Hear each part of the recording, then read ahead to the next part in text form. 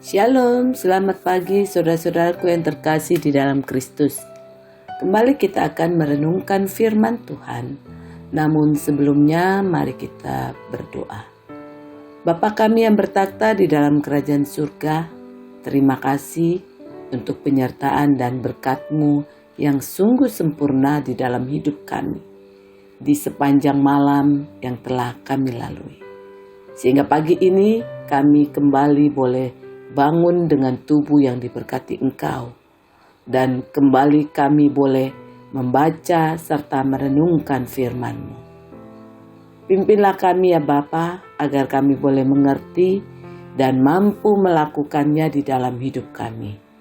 Terima kasih Bapa, hanya di dalam nama anak-Mu, Tuhan Yesus Kristus, kami berdoa dan mengucap syukur. Amin. Saudara-saudaraku yang terkasih di dalam Kristus Tuhan, pagi ini kita akan merenungkan firman Tuhan dengan judul Siapakah Kita di Hadapan Tuhan? Diambil dari Nahum 2 ayat yang ke-12 sampai ke-13. Demikian firman Tuhan. Biasanya singa itu menerkam supaya cukup makan anak-anaknya, mencekik mangsa bagi betina-betinanya, dan memenuhi liangnya dengan mangsa dan persembunyiannya dengan terkaman. Lihat, aku akan menjadi lawanmu, demikianlah firman Tuhan semesta alam. Aku akan membakar keretamu menjadi asap, dan pedang akan memakan habis singa mudamu. Aku akan melenyapkan mangsamu dari atas bumi, dan suara utusan-utusanmu tidak akan terdengar lagi. Amin. Pembacaan kita pagi ini sebetulnya berkaitan dengan ayat 1 sampai ayatnya yang ke-12.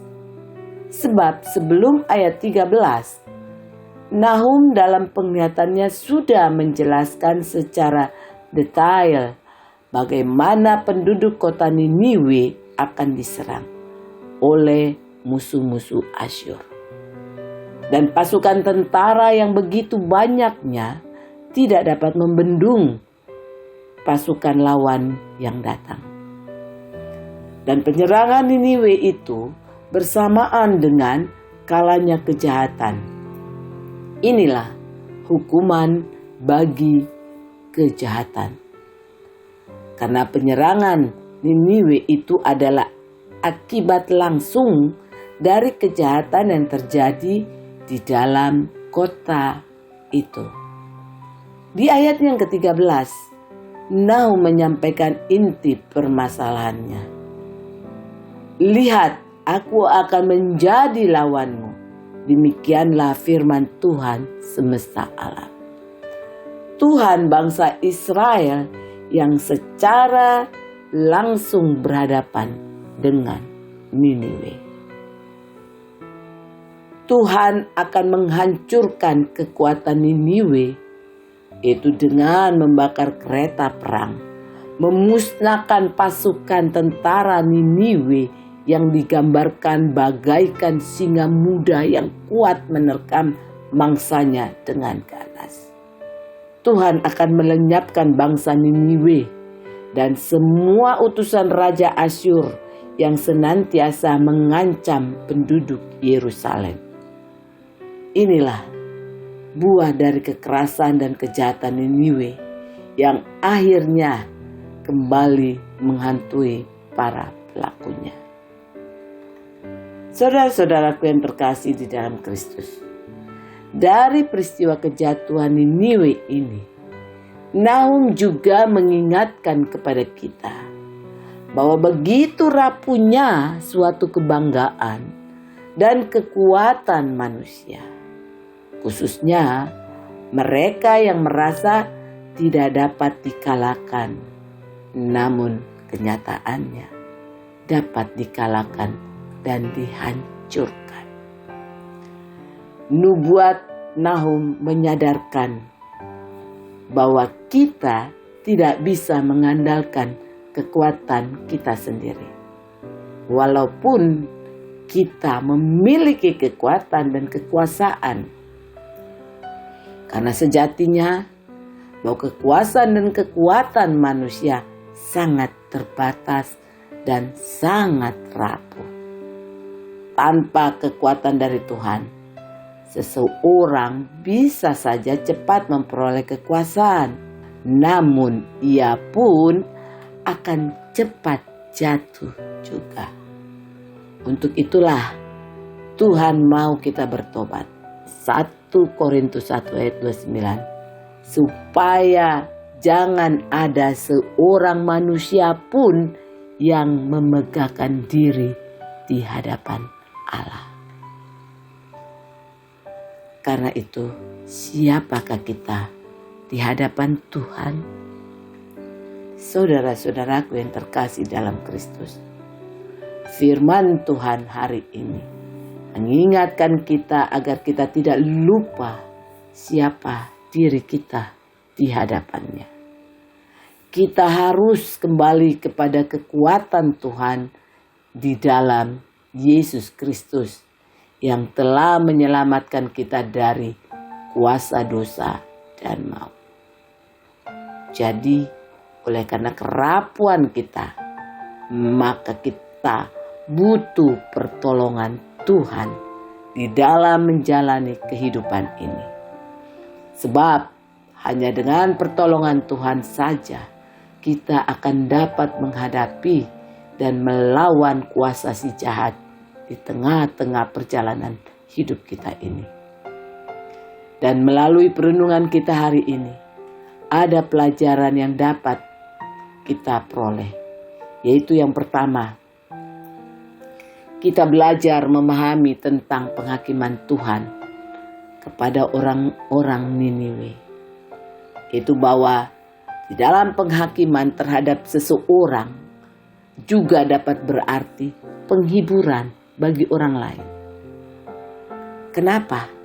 Karena berita tentang penghakiman yang akan datang atas Niniwe itu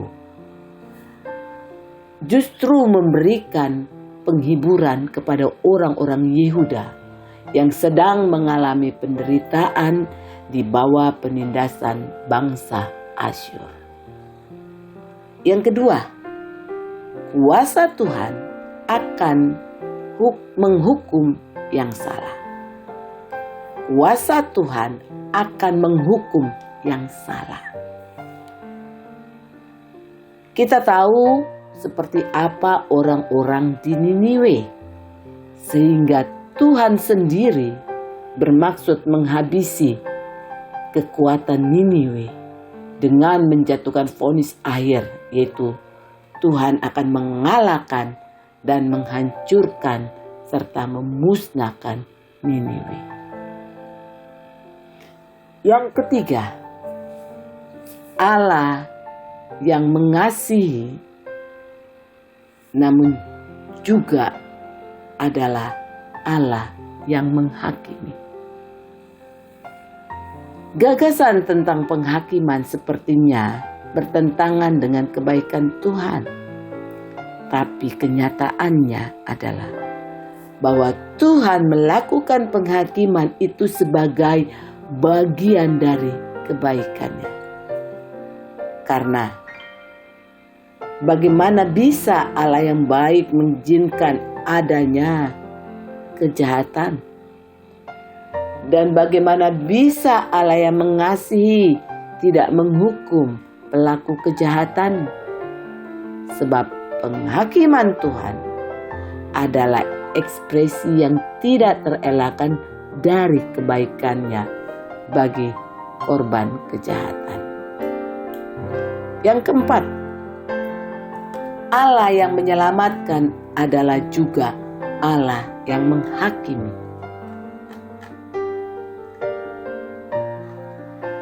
Banyak orang merasa tidak nyaman melihat peran Tuhan sebagai hakim.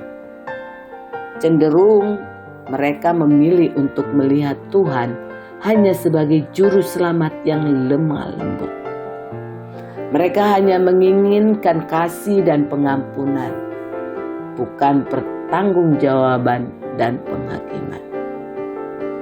Di dalam Alkitab kita memperoleh gambaran yang jelas bahwa Yesus yang mati untuk dosa-dosa kita akan datang menjadi Tuhan yang akan menghakimi kita kembali.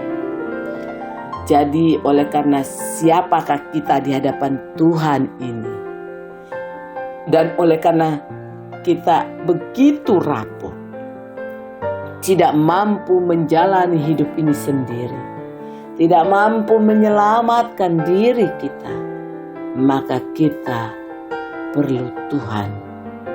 Sebab Tuhan di dalam pribadi Yesus Kristus itu adalah satu-satunya pribadi yang layak menjadi juru selamat sekaligus menjadi hakim.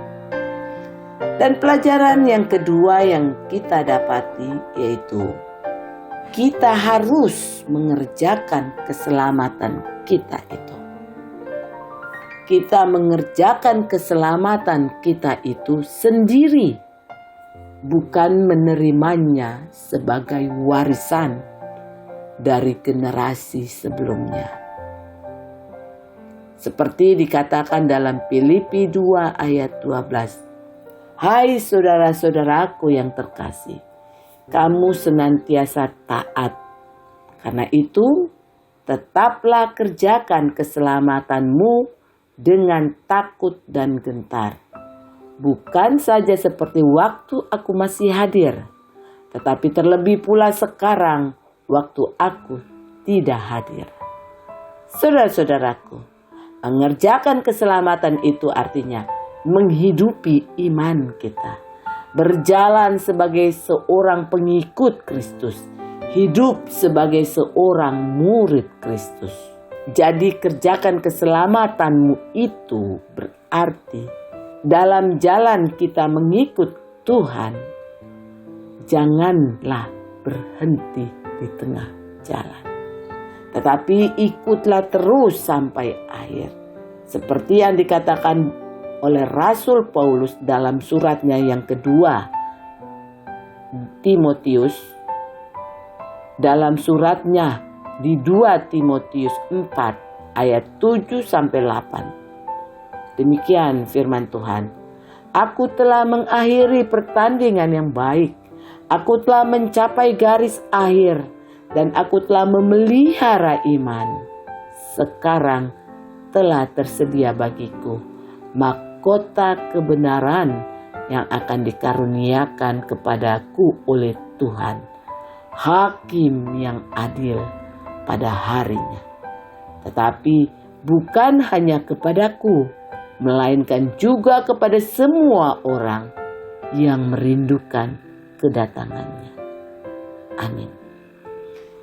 Demikianlah perenungan kita hari ini. Mari kita satu di dalam doa. Bapa kami yang di surga, terima kasih untuk firman-Mu yang mengingatkan kami bahwa siapakah kami di hadapan-Mu. Layakkah kami untuk memegahkan diri di hadapan-Mu. Karena itu Bapa, ampuni kami ya Bapa. Ampuni akan kesombongan kami, akan dosa-dosa kami. Karena kami percaya Engkau adalah Allah yang penuh kasih, namun juga Engkau adalah hakim yang adil. Sebab itu, pimpinlah hidup kami Bapa, agar dapat menjalani hidup ini sesuai firman-Mu dan berkenan di hadapan-Mu. Terima kasih Bapa di surga, hanya di dalam nama anak-Mu Tuhan Yesus Kristus kami berdoa. Amin. Selamat pagi Bapak Ibu, selamat beraktivitas, selamat menjalani hidup dengan penyertaan dan kasih Tuhan di sepanjang hari ini dan selamanya. Amin.